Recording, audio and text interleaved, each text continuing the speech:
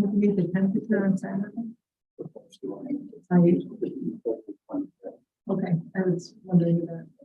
Okay, that makes sense. Windshield back to the driveway.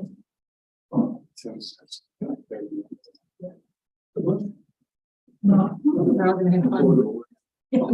Now there's like another location. So we got tree.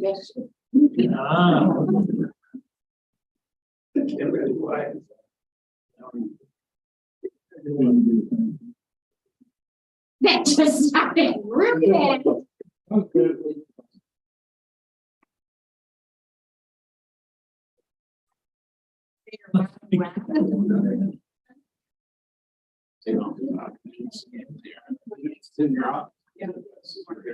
right.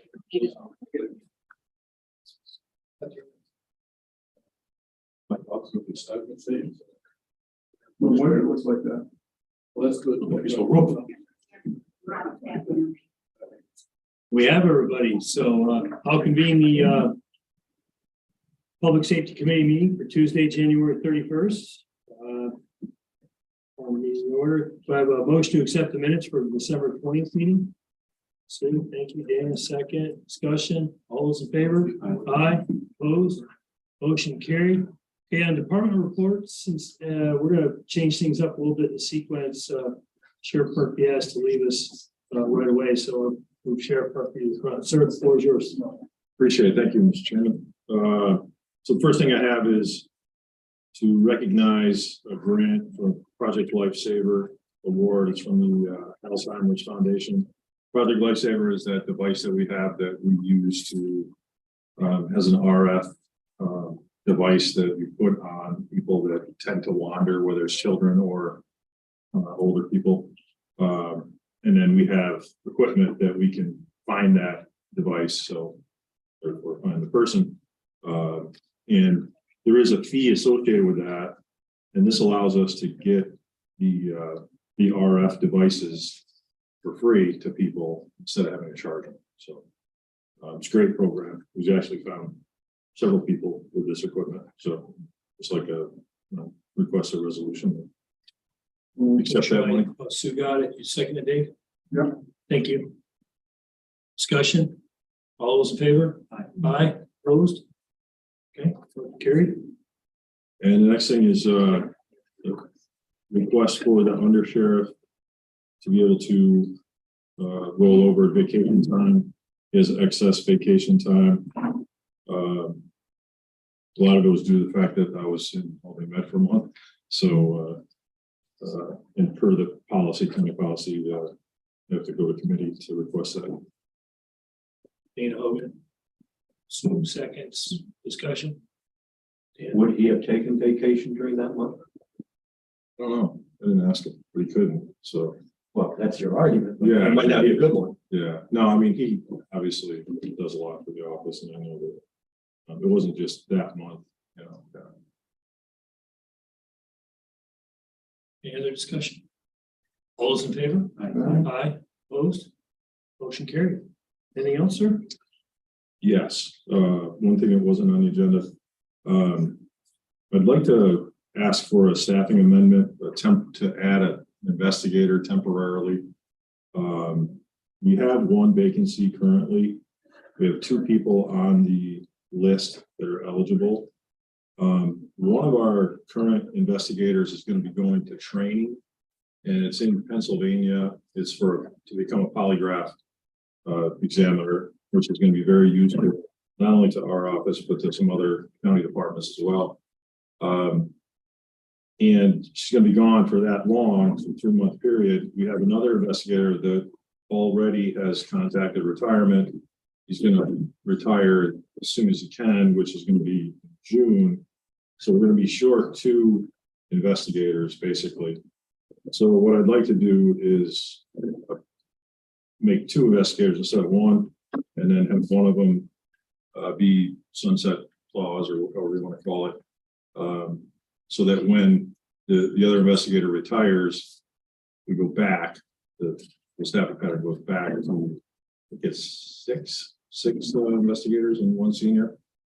So I'd like to temporarily add 1 investigator position until this investigator retires, and then go back to the next. Impacts the budget, so.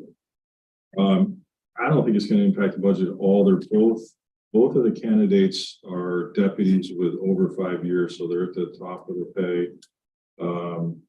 So it would be a new investigator's pay. It's gonna be just a little bit more.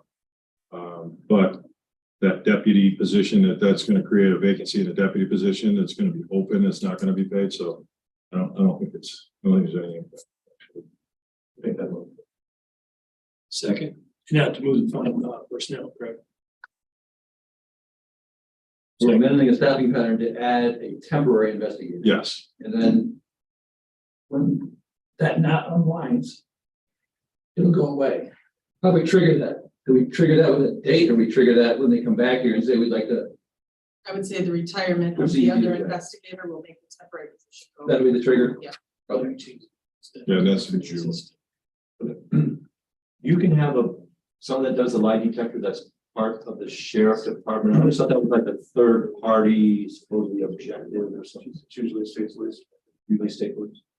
Well, it's because they're few and far between. It's a very difficult course to get into. It's actually, if you get accepted, it's actually free. They don't charge us. Obviously, we have to pay our salary and stuff. But it's a pretty good deal. And we're gonna use forfeiture money to buy the equipment. Oh, you should have said that. It's still not admissible in court. No, we use it for hiring process. It's part of the state's new plan. Yeah, we have to do psychological and polygraph tests. So we use it in criminal cases as well. But we have to rely on either state police or, in the case of hiring right now, we're using Saratoga County, but they're being nice to do our. Are you gonna use forfeiture? Can't find any other. Buy the equipment. It's like $12,000. You can vote. I don't know that word. It was, but it's almost, it's supposed to be for January, we're entirely in January, but we're still in January, so it might happen. Mr. Is Chairman, that going to create a shortage in the field? No. Take one officer out of the field. Yeah, just, I mean, we're fully staffed now, so, I mean, we have 4 in the academy. We have 3 right now that are on FTO. They're gonna be coming off by the end of the month, so. I mean, it won't be a shortage that's gonna hurt us. Yeah, it won't affect the minimum staffing, but. Have we seen your forfeiture spending plan? We don't see it anymore, do we?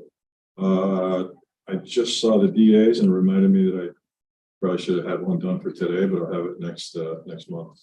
So lacking a forfeiture spending plan, is it too early for us to vote on this? If you're gonna use forfeiture money? I'm trying to grasp a straw. We're not gonna buy it. We won't buy it till after the next meeting. the equipment, the forfeiture money is for the Yeah. equipment, not the training. So right now, all we're doing is voting on sending the to personnel. Changing the staffing pattern. Thank you. And so I'm going to make that motion if somebody wants to.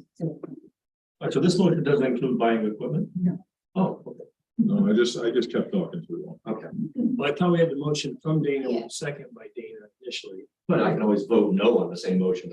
Ooh. There's no psychological evaluation or polygraph for like supervisors. It's all employees. No, Okay, good. Yeah. There That might would be be scary. there might be some cost savings with probation, other departments who need to outsource that requirement. You don't know. Or to follow on that. All those, any other further discussion? All those in favor? Aye. Opposed? Motion carried. Anything else, sir? I would just like to say we're gonna start visitation March 1st. Excellent. And it's just, I got a phone call this weekend. So Oh, good. somebody wanting to know when. So that was going to be my next question. I'm glad to do it before. I was thinking that might be, so, Thank you. Any questions for the sheriff? Sir, thank you so much. thank you, and thank you again for letting me know this. All right, we'll head back to the top of the list. EMS. Come on up, sir. First, wait. So the new first response agency for the Fort Fire Just asking for that individual, Haley, Benware, to be appointed to the advisory board. Same term, same situation. They've handled, I don't know, probably a dozen calls, maybe in January already, so it's all good, Daryl. Good. Everything's moving along, right? Are you sure? Okay. Well, Daryl, you know, never sure. Motion by Dana, okay, second. Thank you, sir. Okay. Any other discussion? All those in favor? Aye. Opposed? Carried. Any other questions? Sir? Bruce, you're aware of this You have a new, question today, Dana. yeah, you're aware of this new exception that taxing jurisdiction can make to volunteer firefighters and volunteer ambulance workers. And so if you're a volunteer I've heard ambulance of worker, if you're paid EMT, no, but if you're a volunteer ambulance worker or one of these EMS things, taxing jurisdiction like school, village, county, town can offer an exemption on your property tax. Were you aware of that? I was aware of it only because I believe it was in the newspapers or it's part of the governor's, wasn't it? What was the? Yeah, I mean, yes, I'm aware of that. I don't know anything more to say to you, Tim or Glenn over there, so. It's up to you. municipality. You know, there was a day, gentlemen and ladies, that firefighters got a small pension when they retired even. If the towns wanted to accept this, Fort Ann, I don't believe did. So all I'm saying, I don't know if you did, Dana, but I have not heard of any of this down the road, you know, from the previous. 40 and good for the, We did, Sam, no, it was 40 and the 40th fire department said they don't want to buy in. very good, But we're looking at that this year. They want to buy in this year. So, right. So that's still ongoing then. yeah, close that program. Yeah. All right, but that was years ago that came about, but nothing was ever put forth for EMS as far as any kind of retirement. So that's all I have to say about that, but So here's a clarification because they get a choice.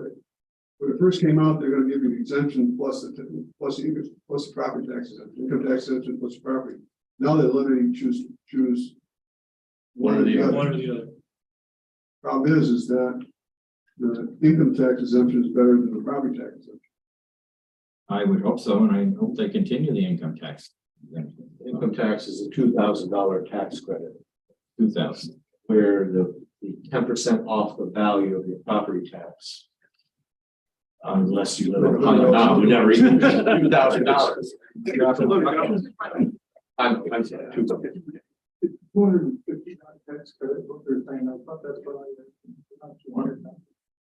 I'm sorry, I didn't see. Yeah, I never knew 2,000. I mean, I've No, been it's taking true. 200 for years off the New York State tax. So, okay. One other thing, I listened, Glenn, your gentlemen are well trained to rescue, and they did that last night over in Granville, and I commend for that. I listened to the whole thing, very nerve-wracking. So that was an excellent save. So thank you. Thank you, Bruce. Appreciate it. All right, next up, district attorney. Speaking of forfeiture expenditures. Give me the hot seat, sir. Thank you. We've submitted our spending plan for the forfeited funds for 2023. We need to have this plan in place, of course, in the event that we do spend it, we're required to spend it. But if we did, it would be according to this plan here, which I think is not too dissimilar from our previous years. If there's money that you already have, or in the event that you do get forfeiture money during 2023, how do you spend it? If you have something in the account already. I think there's both. There's money in the account, and then there may be money that comes in 2023. I Okay. don't know whether that money has to get. I don't. Cycle through. I would not foresee that we would exceed what we currently have, so that we ever touch something we might get this year. Gotcha. That would be. I just don't even think in the realm of possibility. That plan is usually money on hand. So I think that's the actual plan is. The first page is the guidance. Intent, and then the second page is the actual claim. It's the allocation under each heading of a particular portion of the total. And those add up to the total that's currently available. 5,000 for investigation, 5,000 for training. 14,919.95 for equipment, $5,000 for travel, transportation, awards and memorials. $14,919 in 2018. How are you gonna spend it now?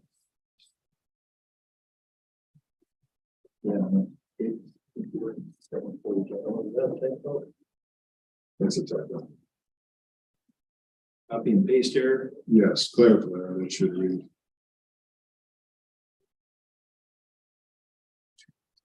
Suppose it would read 2023. That, if anything, goes to show you that the plan doesn't change with what we may use the funds for, and we don't use it very often. Since they don't move it over. I have a question. So we have a motion, we have a second. Dana? Hogan, I'm sorry. Yes. Apology accepted. Okay, so we have that now. Questions? You made a statement. If we spend it, if we don't. spend it. Correct. What happens if you don't spend it? Stays in there until next year when I present another plan as to how we may spend it. We're not required to spend it. But we have to have a plan in place prior to spending. We can't just come up with something, hey, now we want to spend it over here. This plan needs to be in place according to the rules that govern our forfeiture funds. And if it stayed in without spending it, you still have to spend it sometime. State required on these guidelines. I don't know the time frame that all funds must be spent. I'm unaware of if there is a rule that requires all of it to actually be spent. But none of it would go back in the general fund or county ones. Ultimately, over time, would it? I don't know it's the funny, answer. It but has to there's- say that. Money sits in an escrow account and trust as a reserve. It's never, and it will sit there, it could sit there forever if it's unspent. There's no expiration date.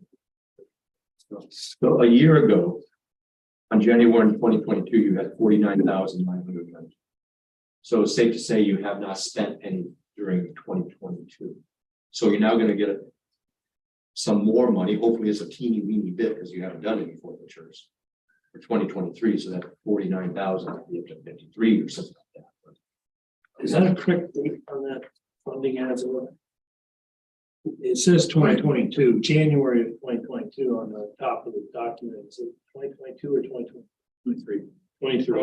Another clerical error. I hope it's spending. So it's what was in as of the beginning of 20. So in 2022, we didn't correct to 2018 date. 2018 has survived Probably not. 5 years.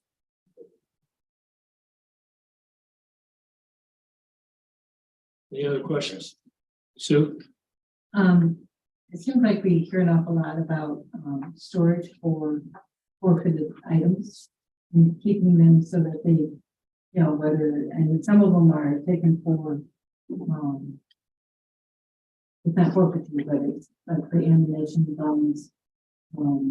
And can any of this money be used to store those things safely and effectively? That's a great question. So you're talking about the difference between things that are forfeited, which once they're forfeited, were, you know, property forfeited is set to go.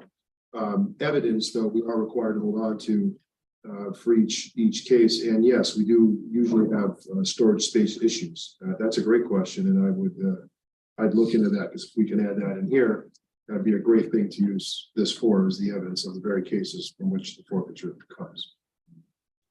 Thank you. All criminal forfeiture. Correct. Any other questions? Dan? I thought forfeiture, correct me if I'm wrong, I thought forfeiture money had to be used for reduction of drugs. It's very rigid. I don't think you can use it to lock up ammo because I think it's drug related. And if you look on the back page, it even says something in here about I would go seek guidance, but I don't think the ERPOs would be a possible use, but I would have to. Say that again. I'm not sure that forfeiture money can be used for ERPOs, but it could be used. I thought forfeiture money was for flat money to buy drugs, to have an unmarked unmarked car for drug deals. I thought it was all for drugs. It does allow for like community engagements, but it's pretty restrictive on the uses, so I would have to review. If the, But my first gut reaction is the ERPOs are probably not in this bailiwick. and I apologize, I didn't think you were talking about evidence in general. Right. Right. If perhaps there's a connection to, keeping and preserving spoilable drug evidence, then I could see that might be something that we could make. Of course, a secondary benefit would be to our storage unit as a whole, which would house other evidence. I would certainly take a look at that. Thank you. I have more questions. Yes, sir. A lot of these things, I think the personnel you brought up about special prosecutor.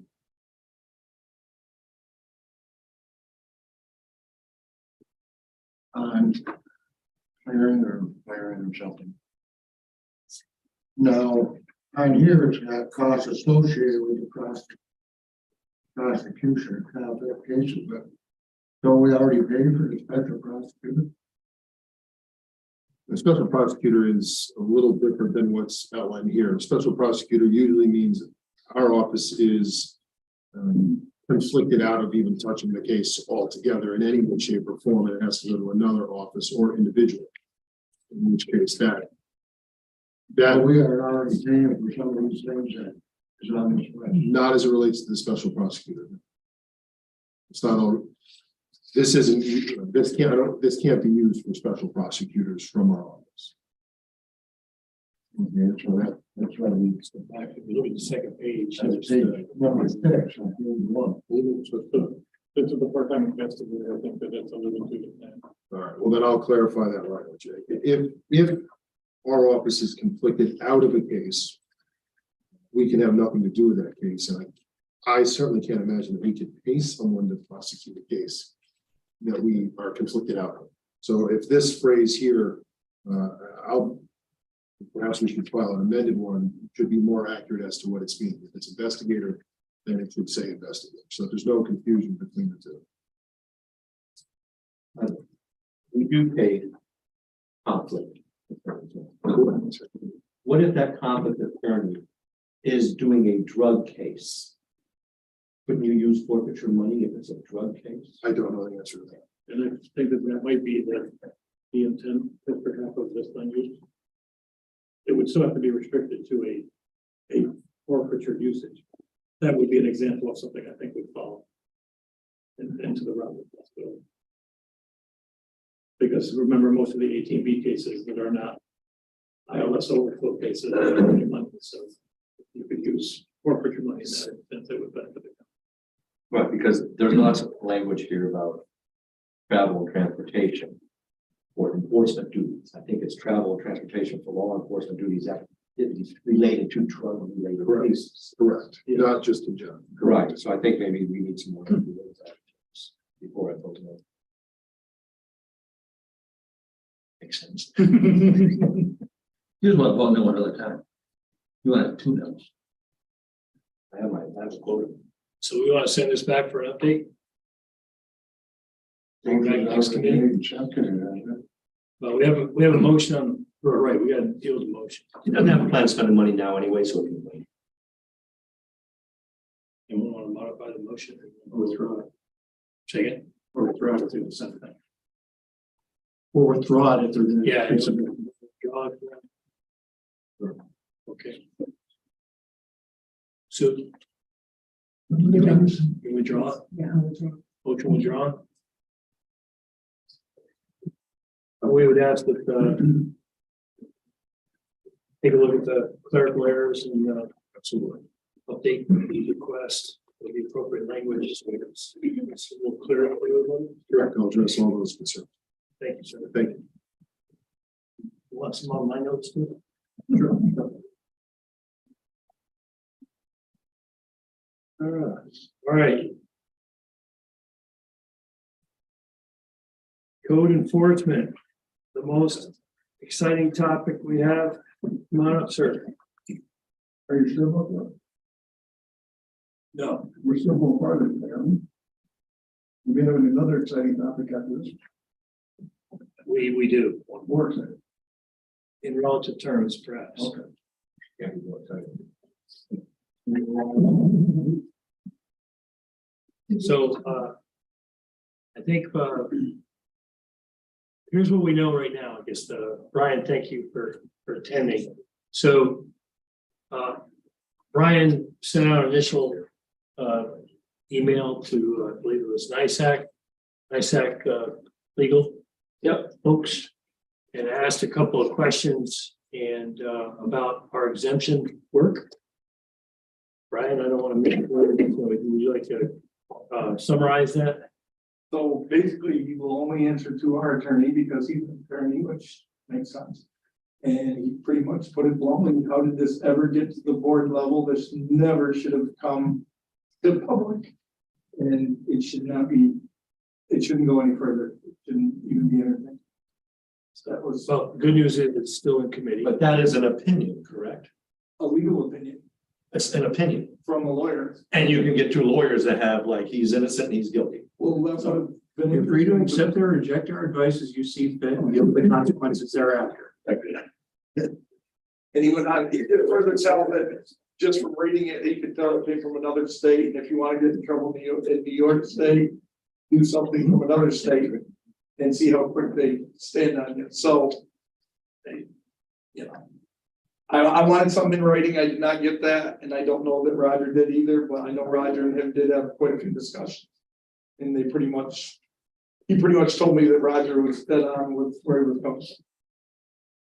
Do we have a consensus from the Amish working group on this topic at all? Speaking from a town that doesn't have any Amish. I sort of defer if there's a consensus there. Do we know? I don't know, I think John, I agree, but I'm Oh. not sure anybody else does. I agree. Okay, just wondering. Which is what way is it? Go ahead. I guess, correct me if I'm wrong, the general consensus is they're here to stay till they're forced out. And if you want to proceed on. There's nothing we can do. Are we gonna proceed on from 1/1/23 forward? Or how far back do we want to go with this? No, I think we decided that we would have really liked to have done something to help out this part of our community. We really did feel that, you know, it was a legitimate religious objection that they have. However, it looked like our legal advice was not to do that. And if we were forced into that, we were wondering at what point in time were we going to start sending out enforcement actions? We're going to have John get back to the first time an Amish landed here and built something, because we've got a bunch of structures up and people living in them for long terms. I think that's something we need to decide. Are we gonna start from this point forward doing enforcement, or are we gonna go back 5 years? So the consensus was probably, I can say, in opposition to the exemption form in general from the. No, I think it was in support of the exemption form, but the fact that it wasn't gonna get any traction with the rest of us. Well, no. So now can I ask you a question? So you were recommending that if we did the waiver, you would start January of 23 and waive No, we're those? talking about the enforcement action. If you do not do a waiver, then you're asking John to start enforcing. Yes. At what point in time do you want him to start enforcing? Start enforcing the time we tell him to now, or are you gonna go back? You don't have any recommendations on the waiver itself? Yeah, we recommended to do a waiver, but. Oh, well, that's the first time we've heard that in committee. I don't think so. I think we talked about that pretty. We talked about it pretty thoroughly. Your committee, your group may have, but I think this group probably didn't want to ask you there. No, we've had this here. This couple months We ago. had the form, John presented the form here. And we went through many discussions on it. I remember doing that. I remember one discussion was that John through plenary, how do you say that? Plenary authority could do it. And so my question is, if some people are against it, so they keep bringing it up again and again and again until one time you roll the dice and you're lucky, and then everyone says, we're not going to do it. Because I thought we've decided to allow John to do this with some input on the form. What the form was going to look like. But we don't have to agree because he has the plenary authority. You speak louder to the microphone. He's asking for our opinion. Correct. What the group was saying, that John needs to start it. Or the day. And we gave him that. We did. He The last- was in favor of it. Roger wasn't in favor of it. That's why it went back. Right, to we more continued to- consideration. Yeah, I think the issue is now, regardless of what some of us that have Amish groups may think, our legal advice has been not to do it. If that's the legal advice for the betterment of the, the county, the fact that I may disagree with it is kind of irrelevant. Well, because you vote, we all vote. Well, Roger doesn't. that's true, but we're trying to do things for the better. Well, what we did agree on was the fundamentals of the exemption form. Correct. That's We did that first, and then we had a discussion about whether we wanted to form or not. because we were looking for some feedback from Is outside that not a bit resources. of bait and switch? I don't Okay, think so. we approve this form, but I think you're not gonna do it anyway. Well, we had to come to, a consensus on what the form should look like. If we were going to grant such an exemption, what would the conditions be? So we worked out the details. That's what we decided on, the details of what an exemption could look like. We didn't move on whether or not we were going to pursue the exemption. Is that what we're doing right now? Yes. Thank you. I make a motion that we allow the waiver. Do we have a second? Give us more time. Any second on the committee? Any seconds? Going one? John, you second? I don't know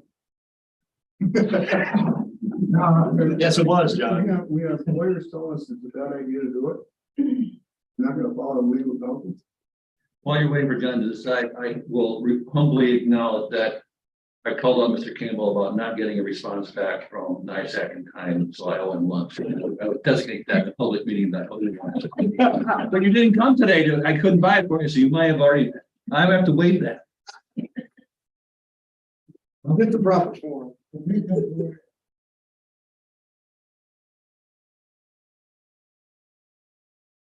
I'll second that for discussion. Bring it to a vote. Bring it to a vote, get done. To vote to do what? Whatever this committee is gonna. Allow the way, no, This, but it's John's decision according to Dana. Okay, so I should probably word that differently. Yes. It's not John's decision. It is John's decision, right? It is John's decision, but my motion would be that we recommend to John. That's what I'm wondering, where are we at here? Whose call is it, whether it's an exemption form or not? John's asked for the board's blessing because he wants to make sure he has the absolute ability to do it. So at this point, Dan has made a motion to give the board its blessing to John to go forward with this one. This goes to the full board, right? Now, I'll second that for discussion. I don't think it does because it's his decision. Why do we keep taking away his decisions from him? It's his decision. Go ahead. I just wanted to clarify, and John, correct me if I'm not correct here, but John has to enforce New York State code enforcement laws. So right now, the law says there's no exemption for the Amish.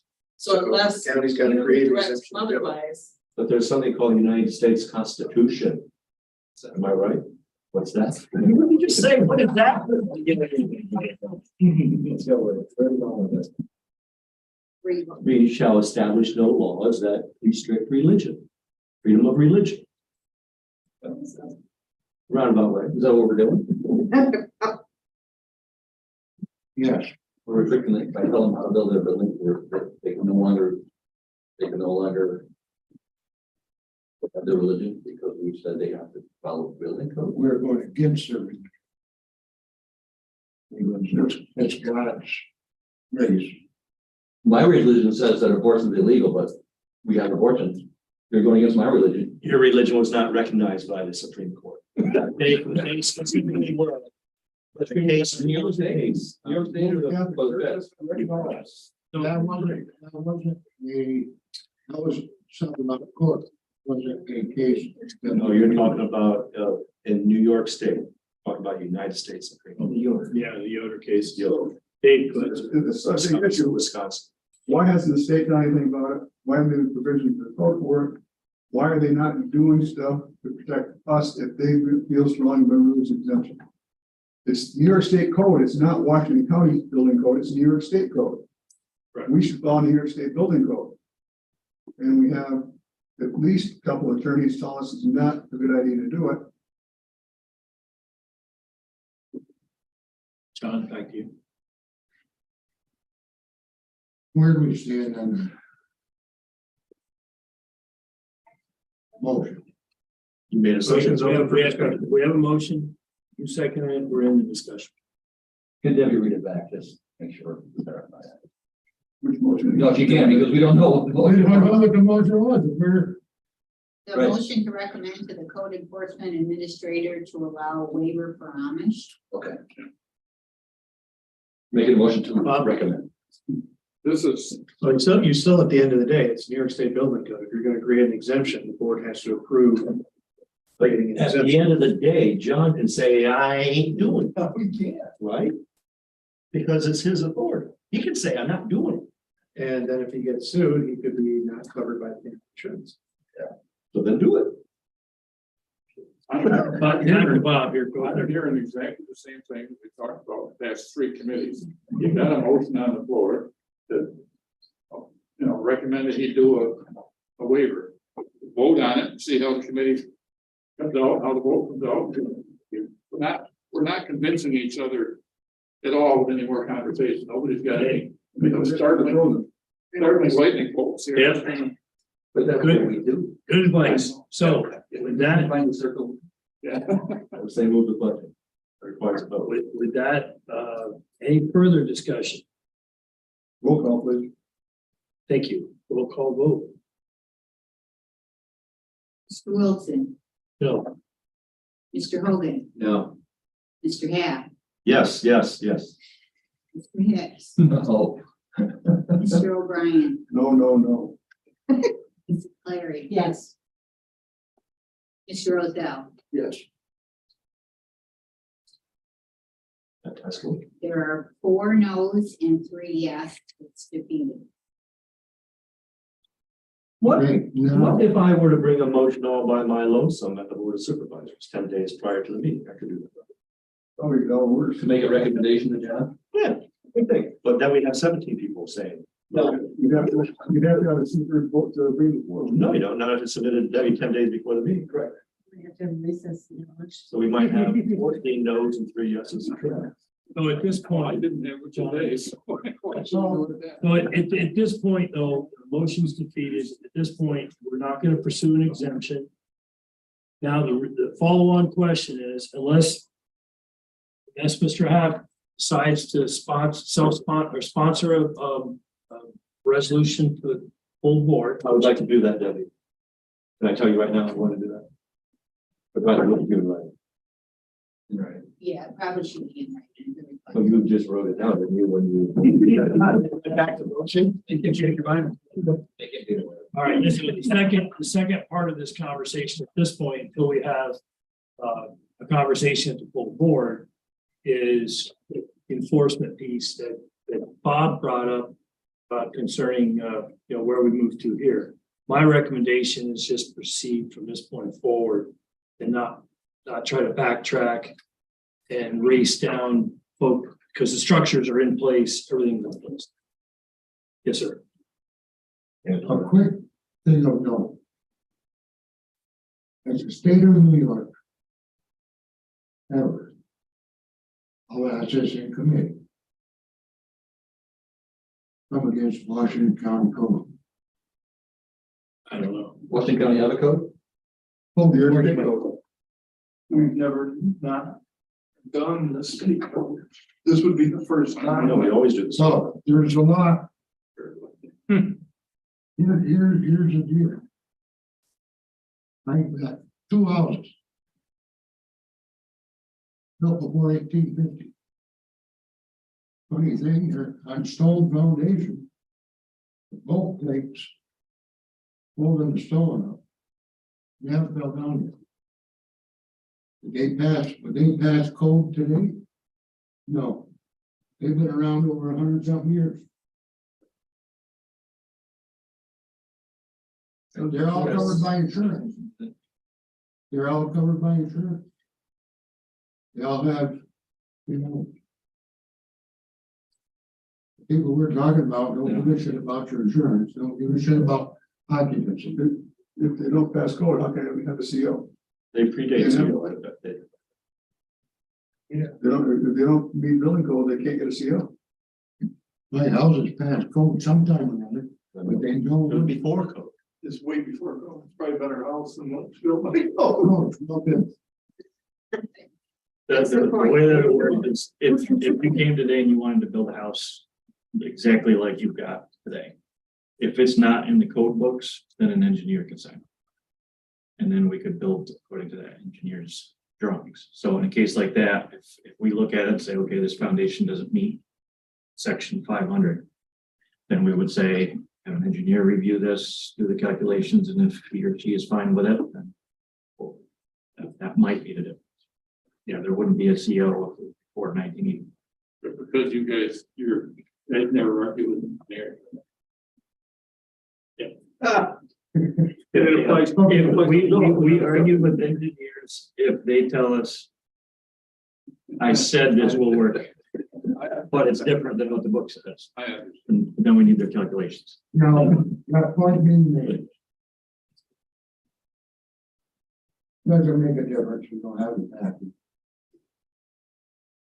But it's been going on 8 years and the state hasn't said anything. Yeah. They haven't anywhere. Anywhere in the state, they have. The state won't say anything. An idea to me. An idea, I know it won't bring, but different ideas are thinking. Include, from our code enforcement, let it go back to the state. Let the state come in and enforce the Amish. Not an answer to that one. Aren't we all in? Either we're all code up or we're all code down. You can't do half and half, can we? I doubt it. And I don't think you can put it on the state, and if you did, you'd never get a permit to ever build anything here by the time the state. Anyway, absolutely. Well, the only one building the Amish, no, the rest is to get them to do it. Hey, John might have a good point. Yeah. They do. The Supreme Court has already said that they are unique. Let the state, see how far the state's gonna take. Because if the state doesn't have any gumption to do it, why should we assume we have to? I like doing the job. We took the job from the state of code enforcement to enforce the state's codes. Can we exclude ourselves from the Amish and let the state come in and do whatever they gotta do? I don't know the answer. My gut reaction would be no, but I don't know the answer. So back to selective enforcement. That's the issue, I think. Well, you already talked about that, 323 or not. Well, the next thing that happens is a group who declares themselves this, we can exclude them too, so exclude all parties out of No, this. Dave, go to the Supreme Court. If the Supreme Court says that Dave O'Brien's best friends group is excluded, then you are. So you're not. You're not the Amish or the Mennonite order. Maybe we can explore that. And we're working committee for the Amish. If Bob's paying attention, we're making a mistake. Trying to look something up here, it's not worth Texting the governor, trying to figure it out. We gotta do something. I would be in favor at this point, reluctant, to go from January 1st, 2017 forward. Because right now, everything's peaceful. Up in my world. Peaceful in my world too. Well, I'm just like, I'm not like you, you don't have any more hours. Actually, got two of them. One of them by you. The one's Now, the one you have next to me, we're out now, and his kids are up there. There are no waivers at this point. You're recommending that John start enforcing it starting now. And not going back and trying to untie a whole bunch of knots that are probably unworkable. Correct. Okay, I think it's a good idea. Now. I think that motion under services, I still require right now. To fill out the building permit applications, submit their checks in. Now, is that a paper trail that the state's been up? Well, do you approve anything that shouldn't be approved? That's the question. Yeah, but everybody in the past, done that. Right, but if you fail them, that's one thing, but if you approve something that didn't meet code, that's a whole different issue.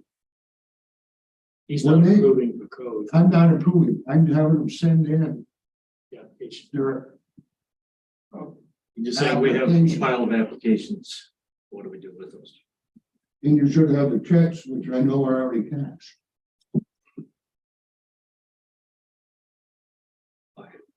Papers in the pile, doing absolutely nothing with them. No, Check it out. I can think of 5 or 6 checks sitting in the pile. I can't say that nothing has ever been cashed.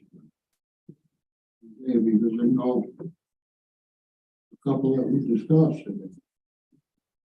Yep. That is one. and they're the newer ones. See what it is. Because that one, what was the case on that one? Oh, because they were gonna do a wood burning stove. That was application 50. Right. I don't remember one. I've seen the cash checks on this. Don't know what ones are. So, Negotiate accordingly. 2023. Do we need a motion for that or? It's just a power to do at this point. Yeah. So from this point moving forward, negotiate accordingly with the folks in question and document as best we can. And when it comes to enforcement, we'll let the chips fly where they lie. what, I guess, what do we do with the back?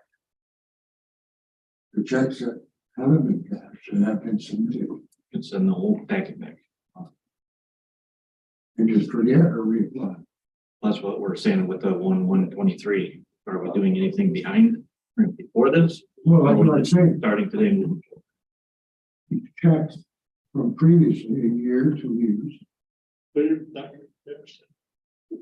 No, that they'd have to send their checks if we're. That's just gonna, that can go away.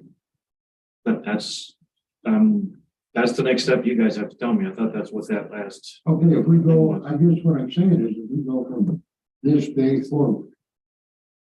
There's checks for permits. Still in your needs. So the applications that aren't settled. Their that- application, That stack, I can put them all back in, send them back. If that's what you guys would, Or you would send them back not approved. not reviewed if we're not starting until 1/1/2023. Well, these Well, things I just are already in don't- place. Yeah, the buildings are there. Everyone.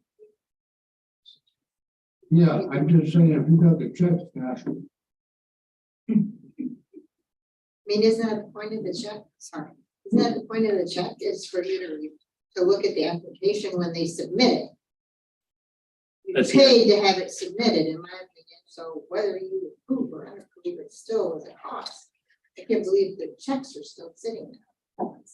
I don't remember who specifically it was that I discussed this with, but it was recommended that we don't move forward until we know which direction we're moving forward. now you know, we haven't just checks.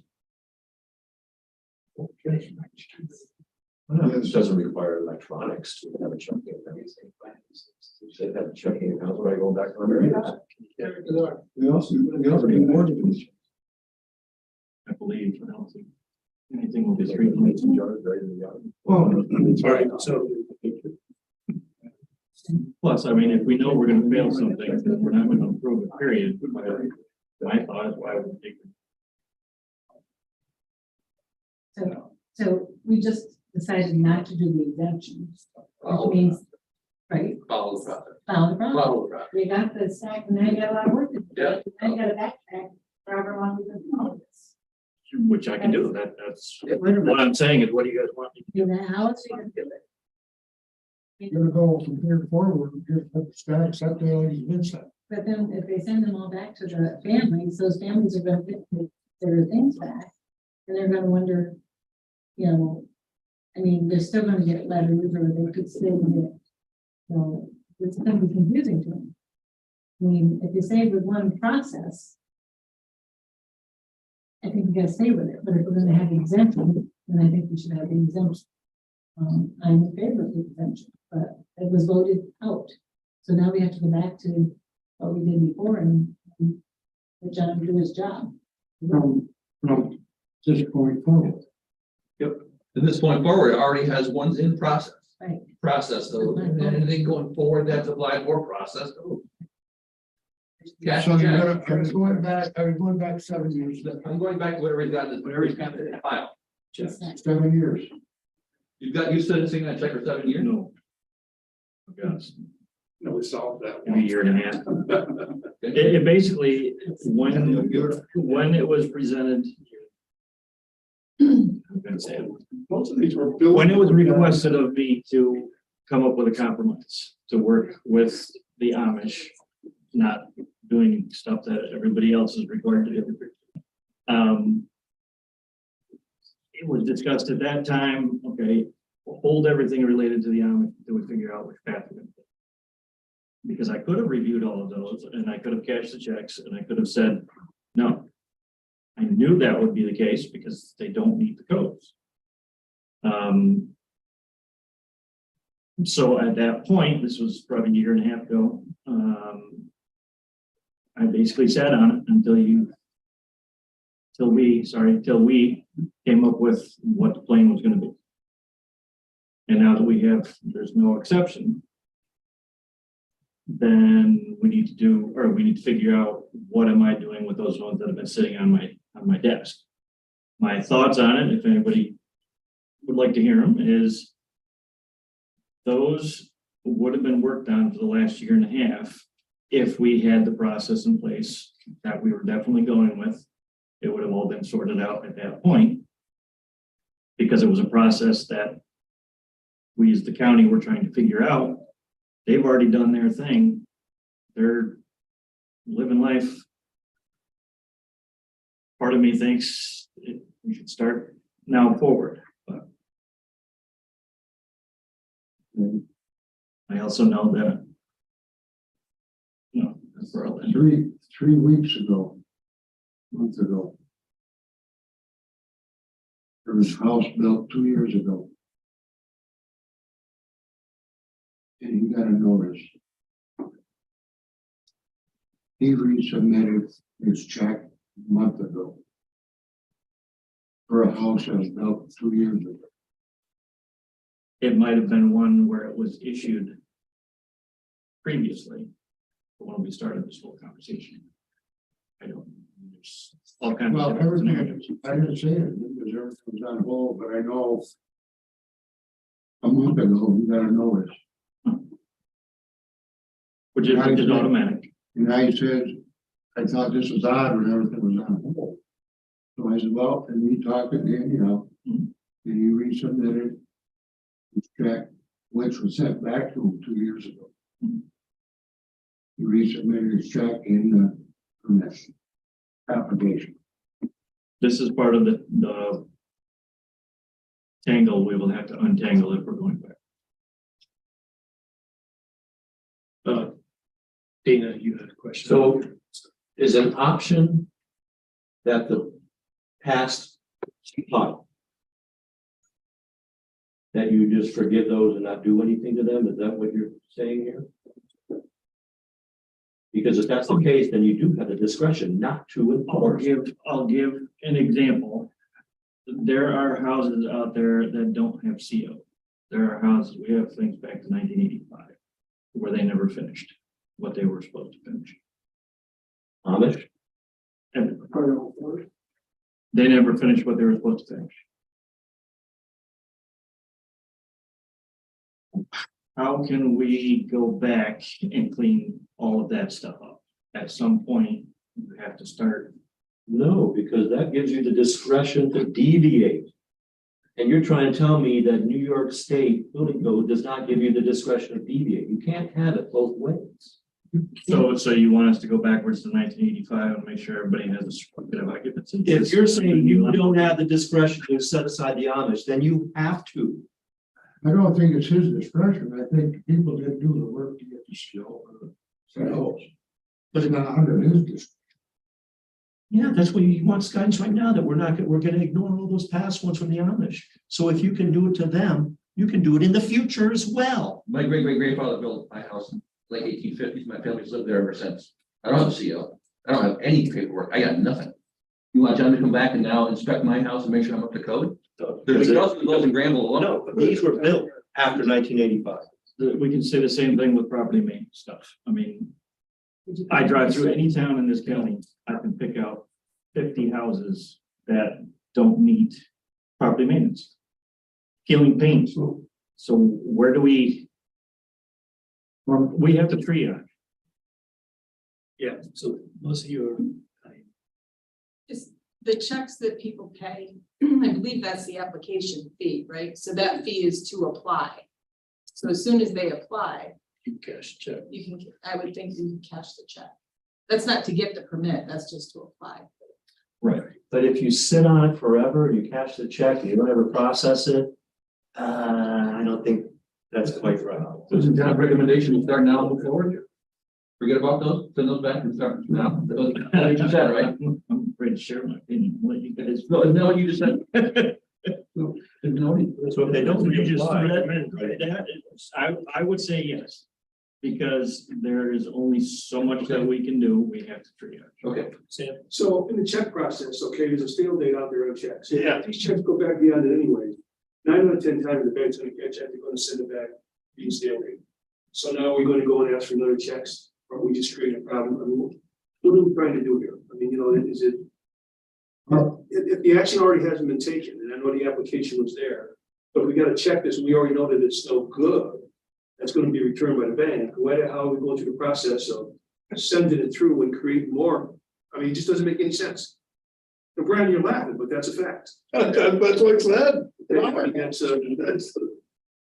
Well, does there need to be a motion stating from this point on go forward properly or?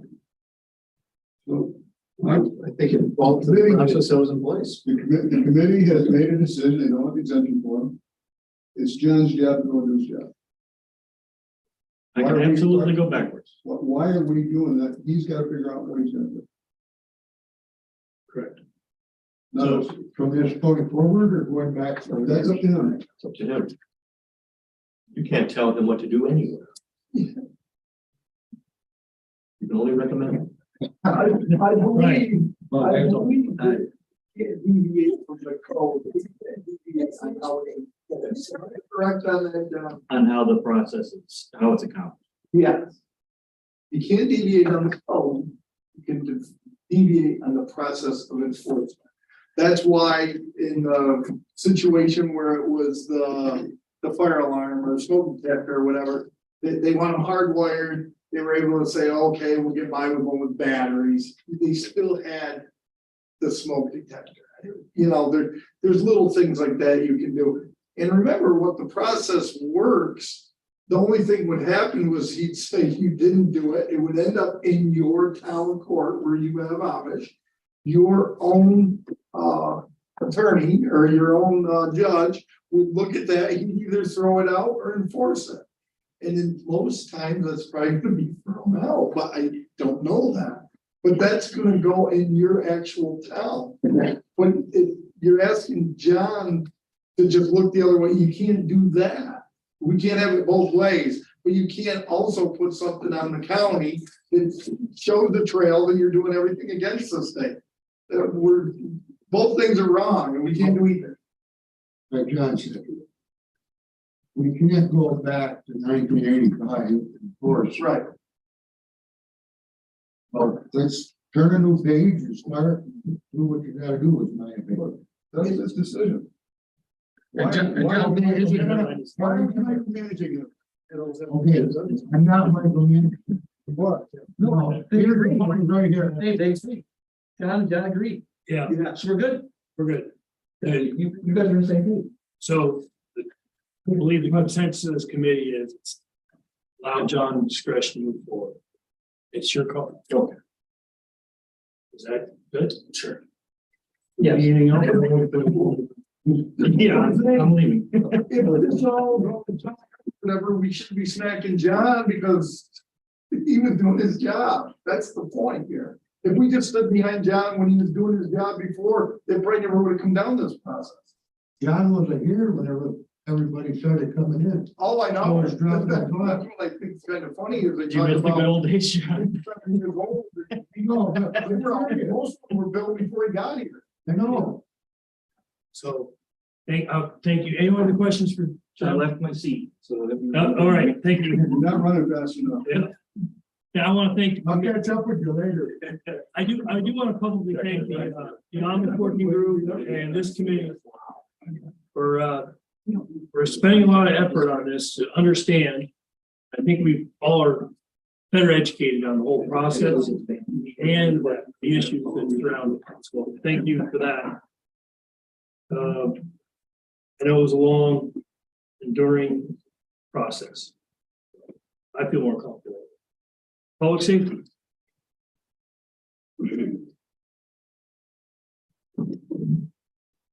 You got 5 minutes full of minutes. That was just a wish that. I think so. Probably doing that. Well, it depends on how you respond to it. I think it's all. I don't know. I don't know.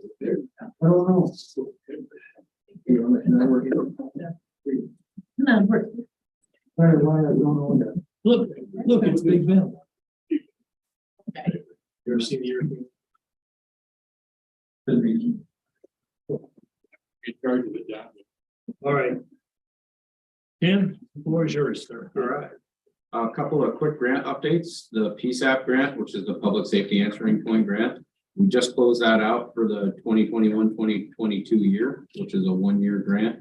$147,776, all of which will go towards reimbursement of our PSAP personnel. So we should have that check or the electronic transfer hopefully in 30 days, which will make Al happy.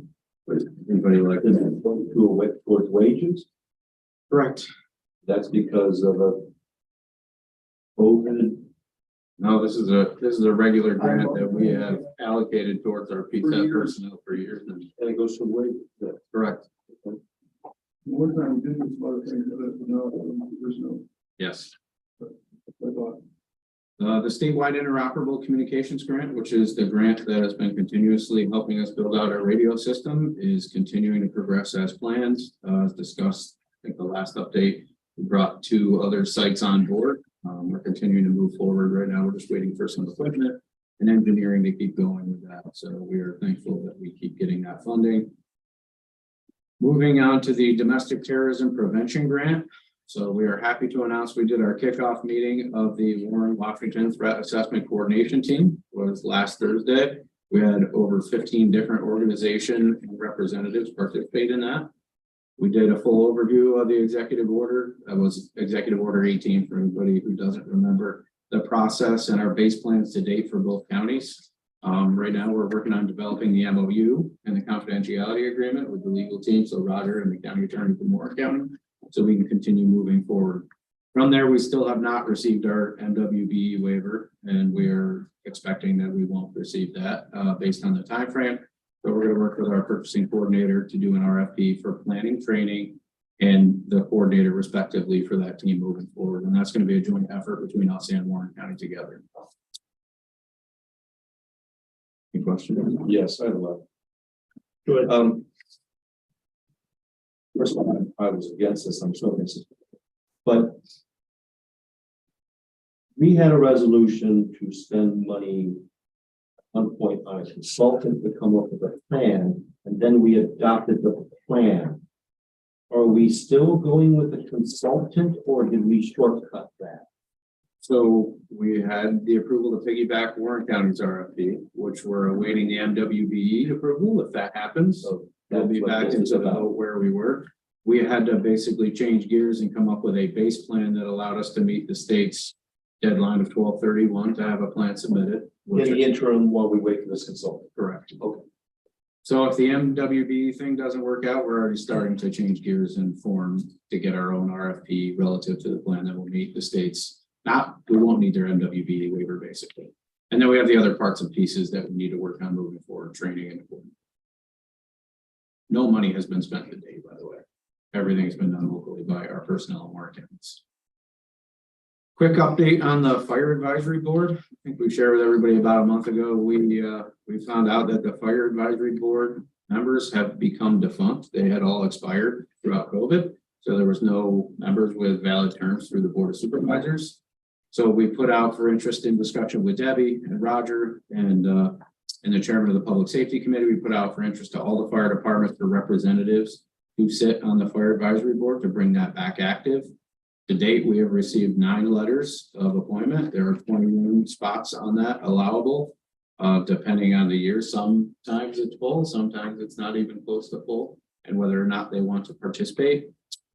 So in discussion, it would be our recommendation that the board consider appointment of those nominated, which are listed on the report, for a staggering term of 1 to 3 years. They're allowed up to 3 years, and just so everybody didn't expire in the past. It had been offset years, obviously try and get them back operational rather than bring them all in at once. And then obviously after they're approved, they'll have enough to meet their quorum and then elect their own officers and basically restart the process. So you need a motion to move this. Correct. Yep. What's the staggering? Do I have a motion to move that? Sue, thank you. Second. Dave, Dana. Discussion. Dana. You have 21, but there's 9 peers, so this does not even make a quorum. That's what I'm trying to say. So it makes a quorum for the fire advisory board. I think based on their bylaws, their quorum is set. And they had up to 21 members allowable. So depending on the year and how many agencies are actually interested in participating. Obviously, if they only have 9, they only have 9. But more than 5. Correct. Those first fire Thursdays, you're gonna go 1, 2, 3, 1, 2, 3, 1, 2, 3. Either that, I mean, when I talked to Roger originally, the thought was staggering because if we received 21 names, everyone would expire at the same time. And that was the thought originally, was everyone would get a 3-year term, but they would be offset. So one group would expire 1 year, one group the next, and one group the next, and instead of having everyone expire at once. So essentially you could do them all at once. There's only 9 of them. So maybe after we restart, other agencies will be interested in participating. Any other questions? Discussion. All those in favor? Aye. Opposed? Motion carried. All right, update on the future of EMS working group. So the agency leaders, as they were tasked a few months ago, have met on 2 separate occasions to continue developing and discussing their needs as agencies and what they feel the system needs locally to sustain operations for the future. They're hoping to have something ready to present to the work group in March. They're continuing to work on that. So just to provide you all with an update on where we are. The next is very important, and it's one of those preventative measures, or at least public awareness measures, is our Ready Washington program, which we're continuing, as you all know, to experience significant weather events, lengthy power outages that we've seen affect our communities recently. Obviously, this weekend we have some extreme cold moving in for Friday and Saturday, which will be of importance to us. So we're just again encouraging everybody to share that information, to sign up for NY Alert, download our app, and follow us online. So the NY Alert is not dependent. If you don't have someone that has access to the internet, please have them call our office. We can help sign them up. They can sign up for home phone calls, text messages. You know, not every single thing is internet based. So you don't have to get onto Facebook or Twitter or anything like that to get those updates. But we're just asking that you please help us share that information. And we usually do it once every year. Usually it's in September and National Preparedness Month. But in light of some of the most recent events that we've had with some lengthy power outages that lasted 3 days or more, and certainly with the cold, that's of significant concern to us and our communities. Okay, All right, the next one is Communication Center staffing updates. So as you know, over the last couple of years, we've continued to experience some staff shortages in the 911 center, both with recruiting trainees that are able to complete our training program and retaining personnel for the long term. Over the last 2 months, we have been blessed to have 2 of our communication officers in training that we hired complete the training program successfully and come in. One is a civil service communications officer that was hired off the list. One was put in temporarily as a provisional due to not having a valid list. Both of them are out on their own, and relative to what Bruce mentioned earlier about last night's fire in Granville, one of those new personnel was actually the dispatcher that took the 911 call to the resident that was trapped in that house and remained on the phone for 15+ minutes with them until they were able to successfully extricate both the caller and the child from the residence. So certainly we are very thankful for that. And those are not calls we get every day. Those guys did a great job last night on top of partnering with the local law enforcement and fire that were there and ultimately made sure the person got out safely. So that being said, we have a couple of other issues that have arisen. We have a full-time employee that's out on temporary medical leave. We don't know how long. We're thinking 2+ months. And we have 1 active per diem employee, which we're allowed to have 10. So every time we go down, like as we hired the last 2 in hopes that one of them would be per diem, one of them is now filling a full-time slot. And that was prior to our long-term medical person going out that now opens another slot. And we have recently, as of last week, received a resignation from the member currently serving as our communication center supervisor, which is a critical position to making sure that the day-to-day operations of the 911 center run. That being said, we would like to take the opportunity to discuss the communication center supervisor position. I realize this is not budget time like we would normally do this, but based on the current circumstances and the situation that we're in, we looked at the position with Glenn and myself, with our supervisors, and we reviewed it within our team with Melissa, with Danielle, and with the chairman of public safety. Based on the critical nature and the responsibility that goes with this position of supporting the 911 center 24 hours a day, obviously that center continues to run no matter what. We looked at the current rate of pay for that position, which is a grade 17 on the grade schedule and has been there since it was created in 2018. And all of the other positions within the communication center were upgraded since then in 2020 and 2021. That position has not been touched. And taking into the account of the proven need of the position, the responsibility, we're looking to upgrade that position to a grade 20 on the title by grade schedule as soon as possible.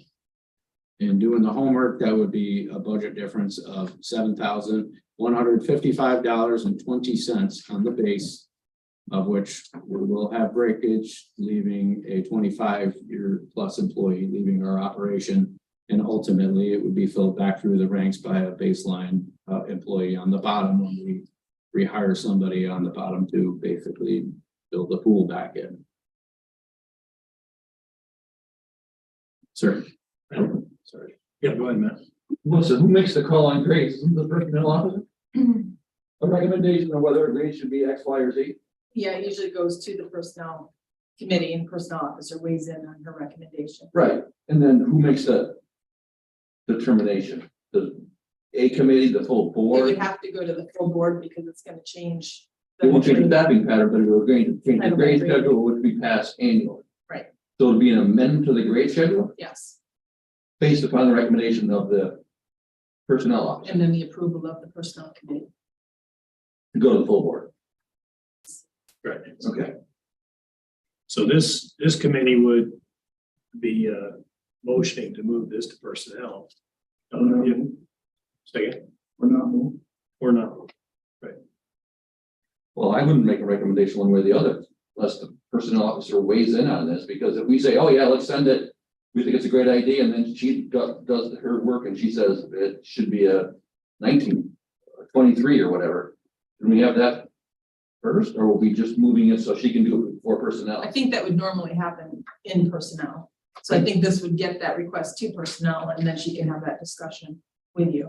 Okay. Usually committee takes her recommendation into consideration on whether or not. But she has a process, right, and a research process to do what she Yes. needs to do to make a recommendation. Right.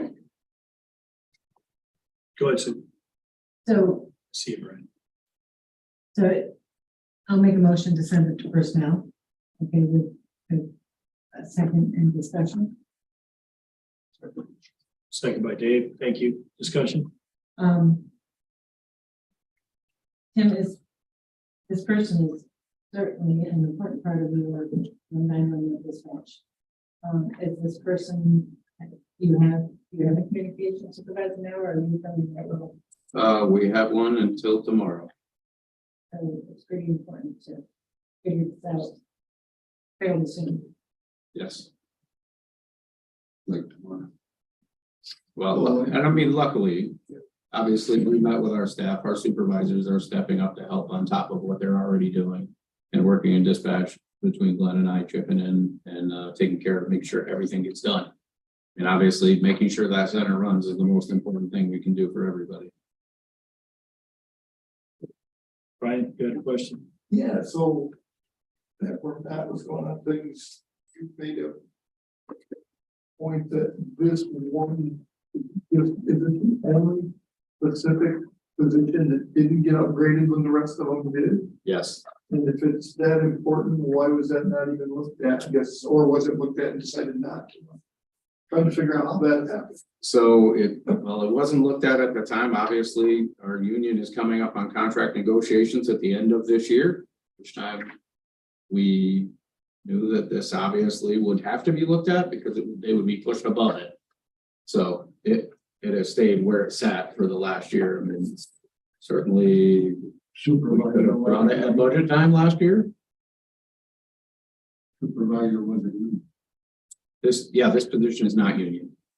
That's why he was up where he was and we raised the union.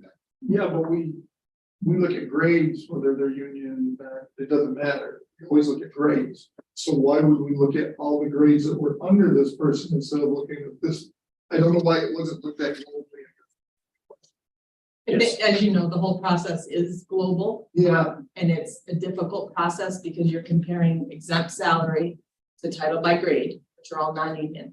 Then you have to look at all the union employees also. And that's one of those departments where you've got the union and then you've got a supervisor who's not in the union, or in some cases, they're in a different union.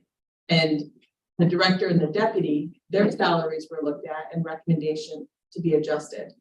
This position just wasn't even on the radar because you would have had to caught that there is not much difference between a communication officer and the supervisor position. It's not so much the difference between the deputy and the director and the supervisor, it's the supervisor and those communication officer. So it just but didn't it's the get. supervisor in the position of the other officers, so there is a significant difference. But Should be some kind of significant difference in pay, yeah. It doesn't look different because he's a 25-year employee with all the things that added up and it looked like it was probably where it should be. And then now we're back to base because the person. okay, that's what I was trying to get. Sorry to interrupt you. No, that's good. Well, It's- in this action, I just thought of- Because usually we do better looking globally, and that's. To be completely honest, the importance of this position has significantly increased in the last year with COVID and the shortages.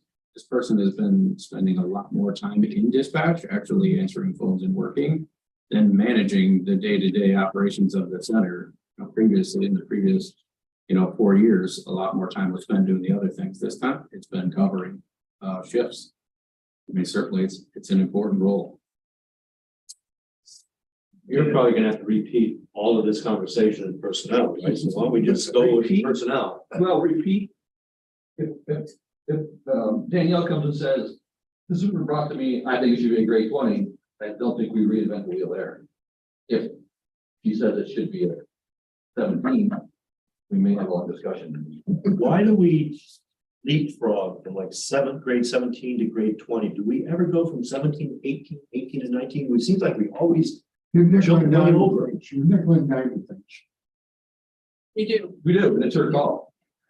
The state. If you go one grade, usually it's not enough to really make a difference. Okay, so we have a motion. Any further discussion? One more question. Yes. So this person is answering phone and doing, dispatch work. And so are we down one dispatch person? Well, now technically we're Now down we have two. the one out on medical and now we're down a backup. I mean, this person didn't do that every day. This person did it when it was absolutely necessary. In times of urgent situations, a big storm comes through, or when we couldn't get somebody to fill a shift and we needed additional coverage, we would pull the supervisor into the center. So we're down the backup that was the emergency backup for everything else. All those in favor? Aye. Opposed? Motion carried. Thank you. Anything else, Tim? We have one more.